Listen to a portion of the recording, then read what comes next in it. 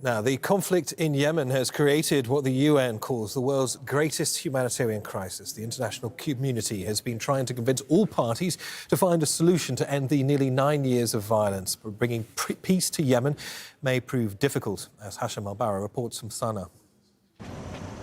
For 4 years, UN teams have been patrolling areas in Hodeidah, one of the focal points of fighting in western Yemen. The city's ports are vital to the economy. 85% of the international aid, food and medicine arrive through here. Retired General Michael Berry leads the UN's mission set up in 2019 to support the de-escalation process in Hodeidah. The fighting was heavy here back in 2020, but there was a withdrawal by the government of Yemen forces down to the south of the governorate, but we are still tasked with monitoring the ceasefire on both sides of the front line in that area. The UN is also heading up efforts to find a political solution to the nearly 9-year conflict.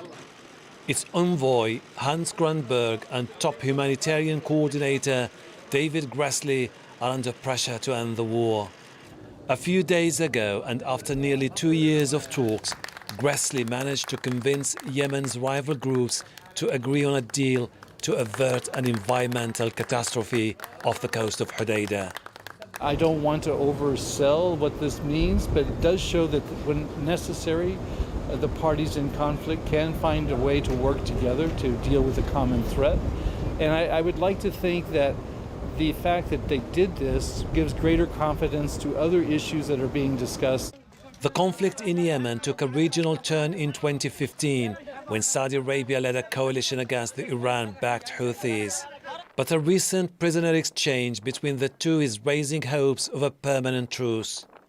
The Houthis, who control large area in the north, including the capital Sanaa, remain defiant. We want a Yemeni-led debate. We don't want foreign powers to interfere. I refuse to talk to the other party when it's under the control of the coalition. This is the man who leads the internationally recognized government base in Aden.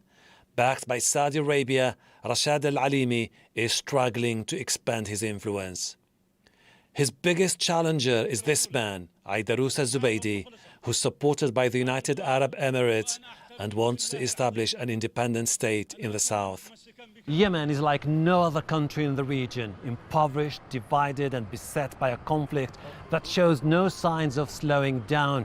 The UN has been trying for years to bring together rival groups to negotiate a settlement. Despite the relative calm, peace and stability are a long way off.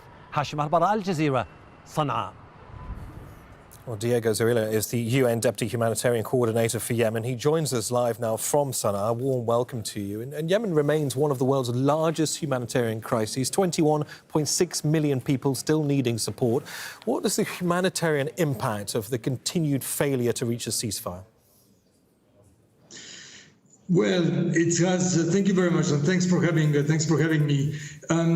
Definitely, what Yemen needs is a political solution that would help unlock all the potential of this country, the economic potential that will allow people to resume with their lives. I mean, in the meantime, Yemen, as you just said, Yemenis continue to face a huge humanitarian crisis, where 2/3 of them in 2023 will need humanitarian assistance. And that is in the areas of food assistance, water assistance, assistance with health, with protection, and in many other sectors. The crisis has also been exacerbated, though, by critical funding gaps, hasn't it? I mean, Yemen needs $4.3 billion. It's only received $1.3 billion. What's going on?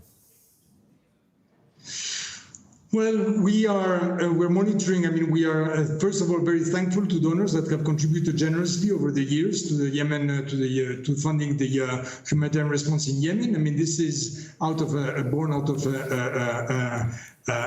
a dynamic of solidarity, which is very much required. But Yemen remains one of the biggest humanitarian crises in the world.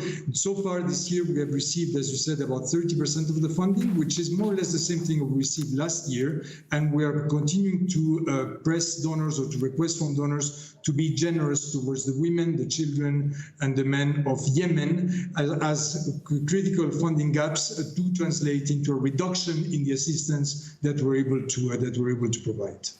How do other global factors impact on what's happening in Yemen? Because since the war started, we've, of course, had a cost of living crisis. We've had the crisis in Ukraine affecting food security. How do all of these issues, possibly also climatic concerns, impact on what we're seeing on the ground in Yemen?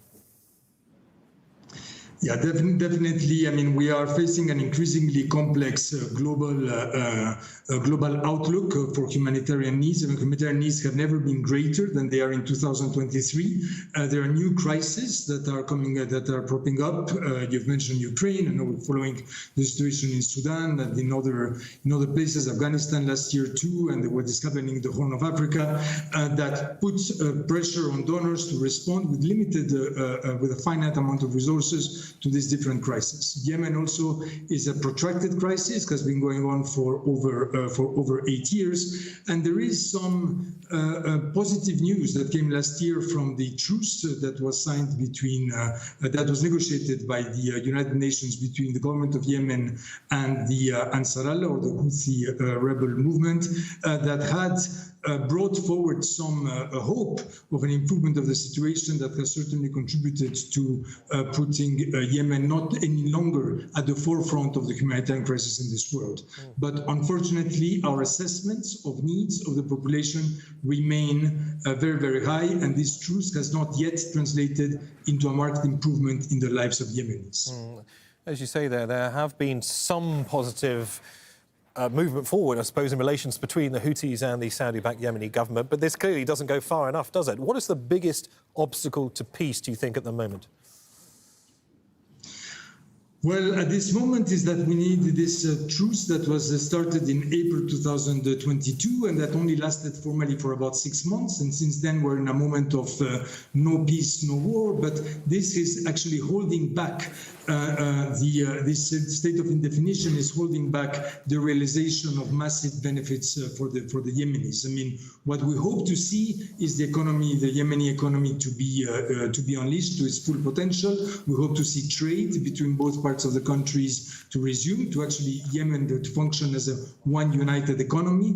We hope to see that some of the measures that are being put and that are particularly affecting negatively the south of the country, or the Aden, the government of Yemen in Aden, with the restrictions on the export of oil, will be lifted. We hope to see salaries being paid. We hope to see the movement of people to be freed throughout the country. And we hope to see investment and direct assistance for development rather than only humanitarian funding. But all of this requires a more stable political reality. And what we are hoping is that the efforts currently being led by the Special Envoy, Hans Grünberg, with the support of countries from the region, will soon translate into a Yemen, or we hope will translate into a Yemen-wide political agreement that will help reap all the benefits that I've just described. Listen, it's been really helpful to hear exactly how the country can move forward and prosper, hopefully in the future, if its requests are fulfilled. Diego Zorrilla, UN Deputy Humanitarian Coordinator for Yemen, speaking to us from Sanaa. Many thanks for that. Thanks for joining us. Thank you very much. Thanks for your interest. Thank you.